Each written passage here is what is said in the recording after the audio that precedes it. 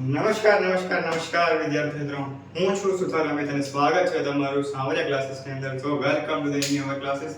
સ્વાગત છે તમારું. તો વિદ્યાર્થી મિત્રો, આજે બોર્ડ દેખીને ખબર પડી ગઈ હશે કે આપણે અહીંયા શું તમને અત્યારે ભણાવવાના છીએ અને કેવા પ્રશ્નો અને કેવું તમને મટીરીયલ આપવાના છીએ. ઓકે, સૌપ્રથમ તમારું સ્વાગત છે તમારી YouTube ચેનલ. હવે આપણે બોર્ડ તો તમે જોયું છે, ચેપ્ટર નંબર 1 વિષય છે અકાઉન્ટ અને ચેપ્ટરનું નામ છે ભાગીદારીનો વિષય પ્રવેશ. સૌપ્રથમ આ ચેપ્ટરને સમજતા પહેલા એનું ટાઇટલ સમજવું ખૂબ જ જરૂરી છે. Okay, so the most IMP પ્રશ્નો બોર્ડની અંદર 100% પૂછાશે અને 100% હું તમને ગેરંટી આપું છું. કારણ કે આ પ્રશ્નો લગાતાર વર્ષ 2023 થી કરીને આજના વર્ષ 2025 સુધી લગાતાર પૂછાતા આવ્યા છે. આ પ્રશ્નો 2026 પૂછાયા અને હવે 2027 માં પૂછાવાની 100% સંભાવના છે. તો હવે આ જ પ્રશ્નો અહીંયા આપણે પ્રિપેરેશન કરાવીશું, કારણ કે ગધા મજૂરી કરવાનો કોઈ અર્થ છે નહીં. સ્માર્ટ વર્ક સાથે થોડી મહેનત, થોડું શ્રમ, તમારું રિઝલ્ટ 100% લાવી દઈશું આપણે. ઓકે, સો વિડિયો સ્ટાર્ટ કરીએ આપણે. હવે સૌપ્રથમ આ આઈએમપી જે પ્રશ્નો છે હું તમને વિડિયોના અંતમાં આપીશ અને આ આઈએમપી પ્રશ્નો 100% તમારા બોર્ડની અંદર પૂછાશે. હું તમને ગેરંટી આપું છું. ઓકે, સો આપણે ચેપ્ટર સ્ટાર્ટ કરીએ. તો સૌપ્રથમ હું તમને સમજાવું કે પાર્ટનરશિપનો મતલબ ભાગીદારી વિશે પ્રવેશ. સો ભાગીદારી મતલબ શું હું તમને સમજાવું. મારું નામ છે અમિત. ઓકે, સમજો કે તમે એક આપણે ઓળખ છે અને તમે મારા મિત્ર છો, એમ કરીને આપણે એક તમારું નામ છે, સમજો કે કોઈ પણ B person. Okay, so that's mean આપણે સમજો કે શેની દુકાન ખોલીશું? કપડાની. ઓકે, તો આપણે એક કપડાની દુકાન ખોલીએ છીએ કે જેનું નામ આપણે કંઈ બી આપી શકીએ છીએ. તો હું અને તમે, ફોર એક્ઝામ્પલ, તમારી પાસે પૈસા છે. શું છે? પૈસા. પણ આ ધંધો સમજો કે 100 રૂપિયામાં ચાલુ થાય, એના માટે 100 રૂપિયાનું મૂડી રોકાણ કરવું પડે. પણ તમારી જોડે સમજો કે 50 રૂપિયા છે. કેટલા રૂપિયા? 50 રૂપિયા. તમે એકલા ધંધો શરૂ કરી શકો નહીં. ઓકે, કઈ વાંધો નહીં. તમે શું કરો? પણ બીજા પાર્ટનરને શોધો. શું લો? બીજા પાર્ટનરને શોધો તમે. તો બીજા પાર્ટનરને શોધતી વખતે સમજો કે મારી જોડે સમજો કે 50 રૂપિયા છે. શું છે? 50 રૂપિયા. તો ધેટ્સ મીન આપણા 50 100 રૂપિયા કમ્પ્લીટ છે. જરૂરી મૂડી રોકાણ હવે તમારું થઈ જશે. 100 રૂપિયામાં ધંધો તો ખોલી જશે, પણ ધંધો કે એમને તો ચાલવાનો નથી. ધંધા માટે ધંધાકીય આવડતની બહુ જરૂરત પડે છે. તો આ ધંધાકીય આવડત માટે તમે બીજા કોઈ વ્યક્તિને હાયર કરી શકો છો, પણ હજી આ જે તમારો ધંધો છે એ છે હજી ફંડામેન્ટલ, મતલબ કે હજી ધંધો મૂળભૂત લેવલ ઉપર છે.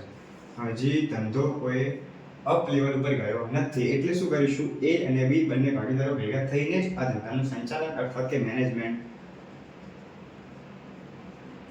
કરશે. ઓકે, સો આ ધંધાનું મેનેજમેન્ટ કરવા માટે એ અને બી બંને ભેગા એક દુકાન ખોલે છે. That's mean this is a ભાગીદારી. ધોરણ 11 અને ધોરણ 12. ધોરણ 11 ની અંદર તમે ભણ્યા રહેશો. તમને ખબર છે અકાઉન્ટની અંદર ભાગ 1 ની અંદર ચેપ્ટર નંબર 2 શું? ભાગીદારીના વાર્ષિક હિસાબો.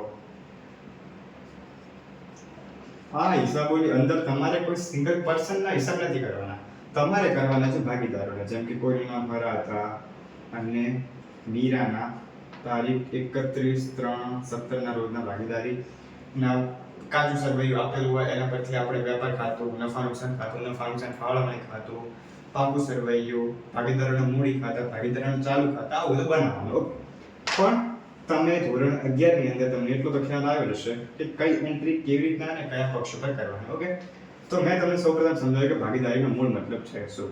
ભાગીદારી બે કે તેથી વધુ ધંધાકીય વ્યક્તિ એક સાથે ધંધો શરૂ કરે તો તેને એક ભાગીદારી પેઢી કહેવામાં આવે છે. જો તમે અકાઉન્ટની અંદર મારી જોડે તો બીજા બુક છે, તો આપણે એની ભાગીદારીમાં જોડાયેલી વ્યક્તિ. ઓકે, ભાગીદારી અને ભાગીદારી પેઢીનો બંનેનો અલગ અલગ મતલબ છે. ઠીક છે, સમજો. ભાગીદારી વ્યક્તિ અને ભાગીદારી પેઢી. ભાગીદારી પેઢીનો મતલબ શું? ફર્મ. તો ભાગીદારી એવી વ્યક્તિના વચ્ચે સંબંધ છે કે જે બધા દ્વારા અથવા બધા વતી તેમનામાંથી કોઈ એક વ્યક્તિ દ્વારા ચલાવતા ધંધાનો નફો વહેંચવા સંમત થયા હોય. એનો મતલબ એમ આપણે હું અને તમે 50 રૂપીસના, એટલે કે આપણે 50% ભાગીદાર છીએ. હવે જો કપડાના આ ધંધાના બિઝનેસની અંદર આપણને જો લોસ થાય કે ભલે પછી પ્રોફિટ થાય, સરખે સરખે હિસ્સે વેચી દેવામાં આવશે. હા, પછી તમે અલગ અલગ કરી શકો, હું 50%, તમારું 50%, તો મારું 51%, તમારું 49%, મારું 49%, તમારું 51%, એમ કરી શકો. પણ બને ત્યાં સુધી 50-50% આપણે અત્યારે સમજવા માટે રહીએ છીએ. ઓકે, સો હવે આને કહીશું આપણે નફો કે નુકસાન, બંને ભાગીદારો વચ્ચે વહેંચી દઈશું. અને ભાગીદારી પેઢીની જો વ્યાખ્યા કહું તો હું તમને કહીશ કે ભાગીદારીમાં જોડાયેલી વ્યક્તિઓ દ્વારા સંયુક્ત રીતે ચલાવતા ધંધાને ભાગીદારી પેઢી કહેવામાં આવે છે. હવે તમે આપણો કપડાનો બિઝનેસ છે, સો આ જે બિઝનેસની અંદર મારા એક સ્વતંત્ર નિર્ણય હોઈ શકે છે, પરંતુ ક્યારે એ નિર્ણય અમલમાં આવે? જ્યારે મારી અને તમારી સંમતિ હોય ત્યારે.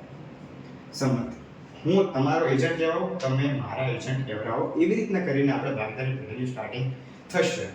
એજન્ટનો મતલબ એમ શું? કોઈ પણ વ્યક્તિ, સમજો કે બે વ્યક્તિ અત્યારે ધંધાના ભાગીદાર છે, તો બે વ્યક્તિના જોડેલ સંયુક્ત રીતે આપણે બંને ભેગા એક સાથે ધંધો કરી શકીએ છીએ. મારો અને તમારો સ્વતંત્ર નિર્ણય એની અંદર હોય છે. જો હું એમ કહું કે ભાગીદારીની અંદર આ વસ્તુની જરૂર છે અને તમારી જો એ વસ્તુમાં ના હોય, તો આપણે ભાગીદારી વચ્ચે ઓલરેડી ભાગીદારી શરૂ કરતી વખતે કરાર થયેલો હોય છે, એગ્રીમેન્ટ ઓલરેડી થઈ ચૂક્યા હોય છે. તો આની અંદર બધું લખેલું હોય છે કે ભાગીદારી કેવી રીતે, અથવા ભાગીદારીનો કોઈ ઝઘડો થાય તો એનો નિકાલ કેવી રીતના કરવો, ભાગીદારી વિસર્જન થાય તો, ભાગીદારીનું કોઈ મૃત્યુ કે પછી ભાગીદારી સ્વૈચ્છિક રીતે છૂટો થાય તો, એ બધા અત્યારે સમજવાની જરૂર નથી. એ બધું આવશે, પણ ક્યારે? 6થું ચેપ્ટર, 5મા ચેપ્ટરમાં કોઈ નવો ભાગીદાર આવે, 6થા ચેપ્ટરમાં કોઈ નવો ભાગીદાર જાય, નિવૃત્ત થાય, પછી ચેપ્ટર 3ની અંદર ભાગડીના વાર્ષિક હિસાબો, 4ની અંદર બધા છે એવું. ઓકે, તો હવે સમજવાનું છે. ધીમે ધીમે હું તમને આ ચેપ્ટર સમજાવીશ, આરામથી તમે સમજી જશો. અને આની અંદર જે મોસ્ટ ટાઈમ ક્વેશ્ચન આપવાના છે, ભૂલતા નહીં, કારણ કે બોર્ડની અંદર 100% એક પ્રશ્ન આવશે અને આવશે જ. હું એની તમને ગેરંટી આપું છું. ઓકે, સો સૌપ્રથમ કોઈ પણ દાખલાને સમજતા પહેલા આપણે એક ઉદાહરણ હું તમને બતાવી દઉં. ઉદાહરણ નંબર 1 થી 11. કેટલા? ઉદાહરણ નંબર 1 થી 11 આઈએમપી છે. એ તો હું તમને પછી જ કહું, અને બાકીના દાખલાઓ છે પણ એ આપણે પછી જોઈએ. સૌપ્રથમ પહેલું સ્વાધ્યાય કરો. સ્વાધ્યાય એક મિનિટ, પાના નંબર 30, સ્વાધ્યાય પ્રશ્ન નંબર 3 નો પહેલો. એક મિનિટ, હું ચેપ્ટરનું પહેલા નામ પૂછી દઉં છું. અકાઉન્ટ પાર્ટ 1 ની અંદર ચેપ્ટર નંબર 1. ઓકે, સ્વાધ્યાય પ્રશ્ન નંબર 3. ઓકે, સો પ્રથમ દાખલો શું કહેવામાં આવે છે? સો કે એક ભાગીદારી પેઢીમાં દર મહિનાના અંતે એક સરખી રકમનો ઉપાડ કરે છે. ઓકે, ક્યારે ઉપાડ કરે છે? મહિનાના અંતે. ક્યારે? મહિનાના અંતે.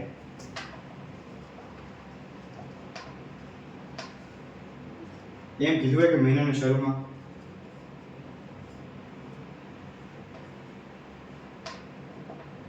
જો એમ કીધું હોય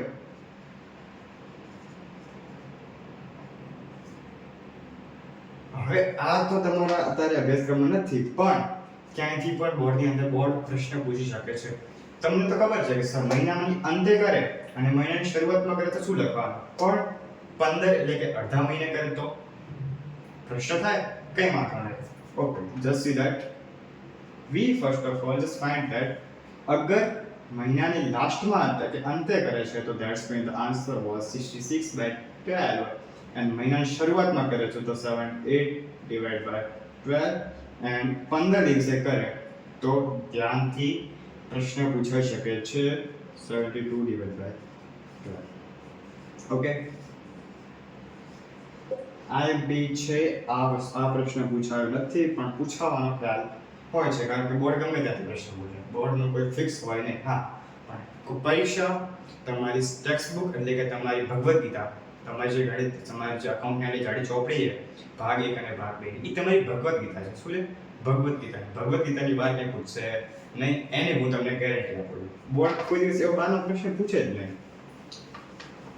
Okay, so we calculate the first term and this question was that પેઢીને દર મહિના અંતે એક સરખી રકમનો ઉપાડ કરે છે, વર્ષના અંતે કુલ વાર્ષિક ઉપાડ 12,000 કરે છે. જો ઉપાડ પર વાર્ષિક 12% લેખે વ્યાજ વસૂલ કરવાનું હોય તો વર્ષના અંતે ઉપાડનું વ્યાજ ગણો. Okay, so in the question કુલ વાર્ષિક ઉપાડ કીધી છે. શું છે? કુલ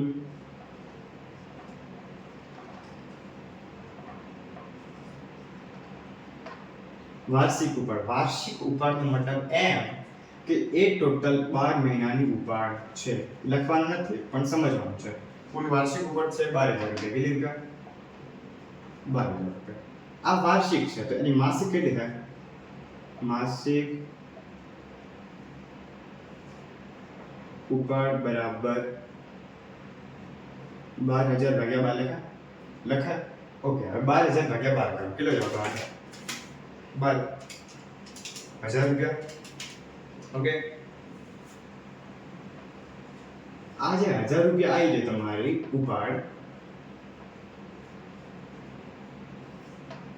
આ છે તમારી માસિક ઉપાડ. ઓકે, હવે તમારે શોધવાનું છે ઉપાડ પર કેટલા ટકા લેખે વ્યાજ? 12% લેખે. અને વર્ષના અંતમાં ઉપાડ પર વ્યાજ ગણવાનું. સૂત્ર શું છે? Interest equal to principal and the rate of interest into number of the year divided by 100. Okay, વ્યાજ બરાબર P એટલે કે પ્રિન્સિપલ, રેટ ઓફ ઇન્ટરેસ્ટ એટલે કે વ્યાજ ઉપરનો દર, R એટલે M એટલે કે વર્ષોની સંખ્યા અને ભાગ્યા 100. એનો મતલબ તમારે થશે કુલ માસિક ઉપાડની જે રકમ હતી. ઓકે, જસ્ટ 1,000 ગુણ્યા R કેટલો છે? કેટલો ટકા? 12%. 12% નથી કરવાના, ભાગ્યા 100 છે ઓલરેડી. અને N વર્ષના અંતે ઉપાડ કરે છે એટલે કે 66 ભાગ્યા 100 ભાગ્યા 12. કમ્પ્લીટ. સમજ પડી ના પડી હોય તો તમે પૂછી લો કોમેન્ટ બોક્સની અંદર. પણ અત્યારે હું તમને સમજાવું કે આની ગણતરી કરશું. 1,000 ગુણ્યા 12% ગુણ્યા 66 ભાગ્યા 12. તો તમારું ઉપાડ પર વ્યાજ આવે છે 660 રૂપિયા. ક્લિયર કે?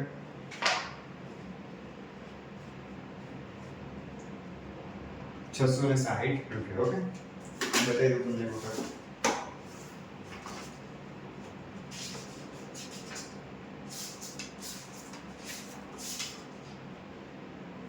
ઓકે, તમારો આન્સર 100% સાચો છે. કારણ શું છે ખબર છે? દરેક જવાબને લાસ્ટની અંદર ટેલી કરી દેવાનો. તમે ક્યાંય ખોટા માનતા નથી ને. હવે તમે એમ કહેશો કે આની અંદર અમિતભાઈ લાસ્ટમાં જવાબ જોવાનું કારણ શું છે? જવાબ જોવાનું કારણ માત્ર એક જ છે.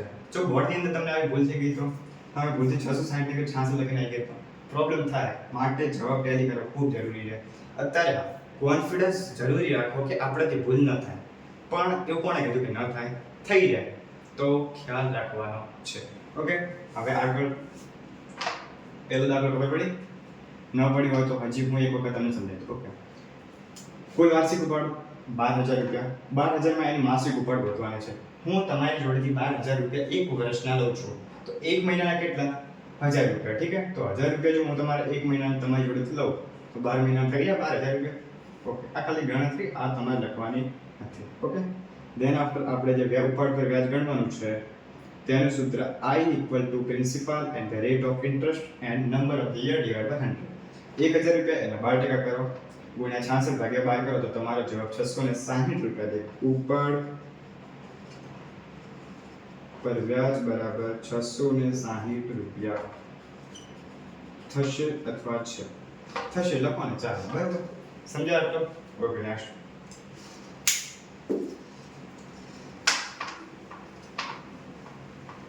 ખબર પડે?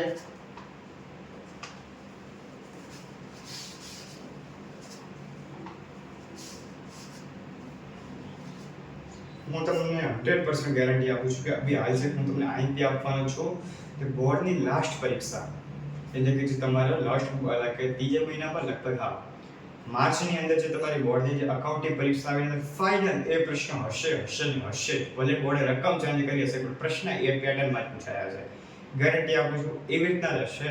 અંત સુધી વિડીયો જોજો કારણ કે અંત સુધી જોડાયેલા રહેશો તો કંઈક નવું શીખવા મળશે તમને. ઓકે, બીજો દાખલો છે અમૃતા અને દિવ્યા એક પેઢીના પેઢીના ભાગીદારો છે. ઓકે, તેઓની મૂડીનું પ્રમાણ 3:2 છે. અમૃતાને તેનું કમિશન બાદ કર્યા પછી ચોખ્ખા નફા પર 8% કમિશન આપવાનું છે. જો વર્ષના અંતે પેઢીનો નફો 96,876 હોય તો અમૃતાને કુલ કેટલી રકમ મળે? દાખલો ક્લિયર છે? સૌપ્રથમ તમે એમ સમજો કે અહીંયા મૂડીનું પ્રમાણ આપ્યું છે. શેનું આપ્યું છે? કેટલું આપ્યું છે? 3:2. ઓકે, 3:2. પણ આપણને મૂડીના પ્રમાણથી કોઈ ફરક પડતો નથી. આપણે જોઈએ છે માત્ર નફા નુકસાનનું. અક્ષરમાં થોડી પ્રોબ્લેમ થઈ શકે છે એટલે યાર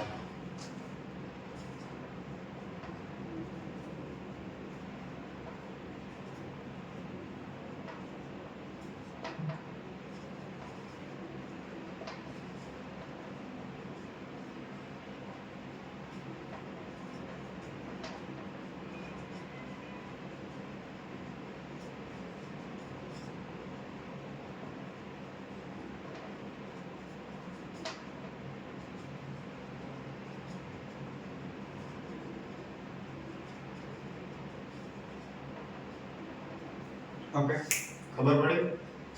નફા નુકસાનનું પ્રમાણ જો પ્રશ્નમાં આપેલ ન હોય તો નફો હોય કે નુકસાન તે ભાગીદારો વચ્ચે સરખે હિસ્સે વહેંચાય, અર્થાત કે એકના ગુણોત્તરની અંદર તમારે નફા નુકસાન વહેંચી કાઢવાનો છે. ઓકે, સમજ્યા? હવે આની અંદર પ્રશ્નની અંદર શું કીધું છે કે પેઢીનો કુલ નફો છે 96,876 રૂપિયા. 96,876 રૂપિયા અને અમૃતાને કુલ કેટલી રકમ મળશે? હવે સૌપ્રથમ તો તમે કમિશન ગોતવાનું છે. શું ગોતવાનું? કમિશન. કમિશન કેવી રીતે ગોતશો? કમિશનનું સૂત્ર બરાબર નફો ગુણ્યા કમિશનના ટકા ભાગ્યા 100 પ્લસ ટકા. ઓકે, આ સૂત્ર છે.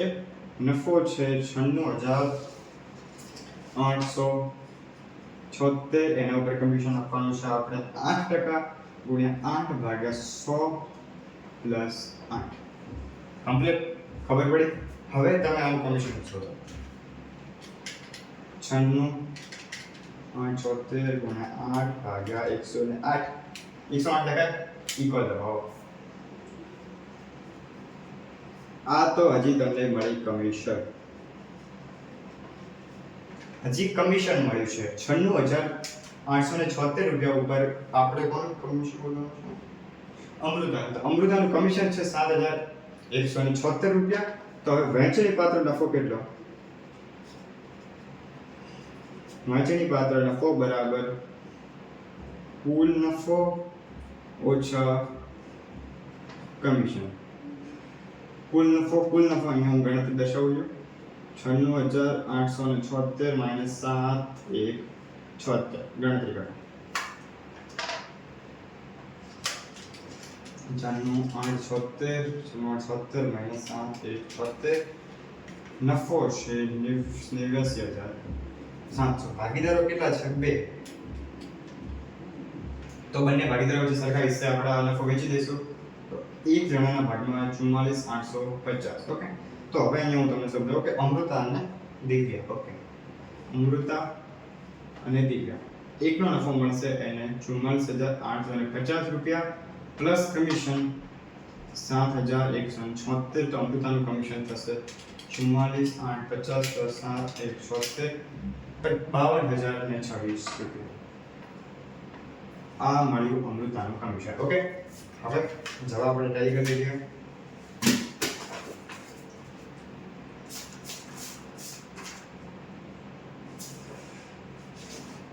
ઓકે, આપણો જવાબ સાચો છે. બરોબર. તમને અમૃતાને કુલ કેટલી રકમ મળશે? 52,026 રૂપિયા. અને તમે થોડું ડિટેલમાં લખી શકો છો, જેમ કે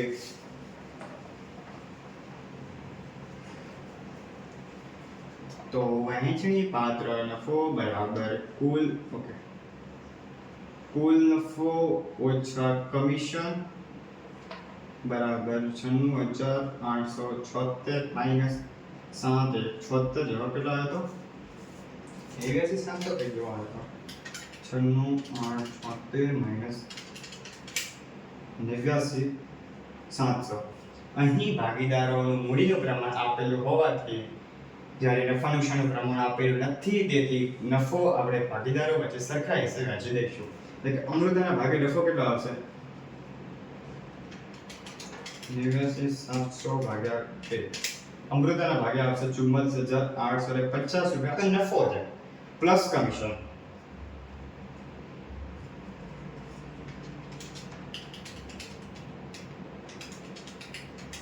₹52,000 ને તો અમૃતાને આમ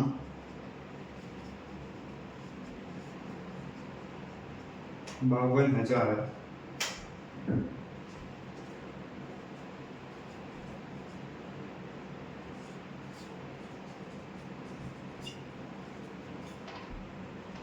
ઓકે. દાખલો અહીંયા કમ્પ્લીટ થશે. હવે વાત રહી અહીંયા કરીએ. ઓકે, તો આઈએમપી તમારે આ ચેપ્ટરની જ વાત કરું છું, કેમ કે આગળના ચેપ્ટર જ્યારે હું તમને એનો વિડીયો લઈને આવીશ ત્યારે એના આઈએમપી આપીશ. પણ અત્યારે આ ચેપ્ટરની ફિલહાલ આપણે વાત કરીએ તો આ ચેપ્ટરનું આઈએમપી છે તમારા મોસ્ટ આઈએમપી છે આ ચેપ્ટર. અને આ ચેપ્ટરની અંદર તમારે કેટલા પ્રશ્ન પૂછાશે હું તમને કહી દઉં. તમારે બસ ખાલી આટલા જ પ્રશ્નો કરવાના છે. આની બહાર તમારે એક પ્રશ્ન બોર્ડની બહાર નહીં કરવાનો. પહેલો એક પ્રશ્ન સેક્શન સી ની અંદર, બીજો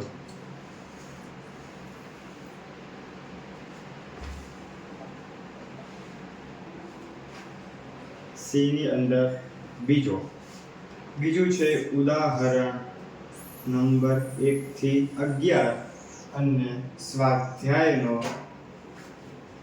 ત્રીજો દાખલો. આનાથી બહાર આ ચેપ્ટરની અંદર એક કે પ્રશ્ન બહારનો નહીં હોય, એક એટલે એક પણ નહીં, બધા આના છે. ઓકે, બરાબર. આ તમારે જેટલા આઈએમપી આપે છે તમારે બસ સ્ક્રીનશોટ લેવો તો એક વખત લઈ લો, કારણ કે આનાથી બહાર તમારું બોર્ડનું પેપર નહીં. 100% હું તમને ગેરંટી આપું છું, આનાથી બહાર બોર્ડનું પેપર તૈયાર રહી. કારણ કે બોર્ડની અંદર દેખો, હવે આટલી હું તમને ચેલેન્જ સાથે કે તમે આટલી તકલીફ સાથે કેમ કહું છું, કારણ કે વર્ષ 2023 થી કરીને આજે થયું 2026 સુધી લગાતાર બોર્ડની અંદર આ જ દાખલાની પેટર્ન રહી છે. જો પેટર્ન ઉપર કામ કરવાનું, તમારે શું પેટર્ન બે એટલે પહેલો એક દાખલો, 11 દાખલા અને એક દાખલો, 1 1 2 13 દાખલા છે. કેટલા? 13 દાખલા. 13 દાખલા તમે કરો એટલે ચેપ્ટર 5 માર્ક્સ સુધી છે. કેટલા માર્ક્સ સુધી? 1 માર્ક્સ સુધી ચેપ્ટર કવર થઈ જશે. ચેપ્ટર કવર થયા પછી તમારે આ ચેપ્ટર પાછું જોવું નહીં પડે.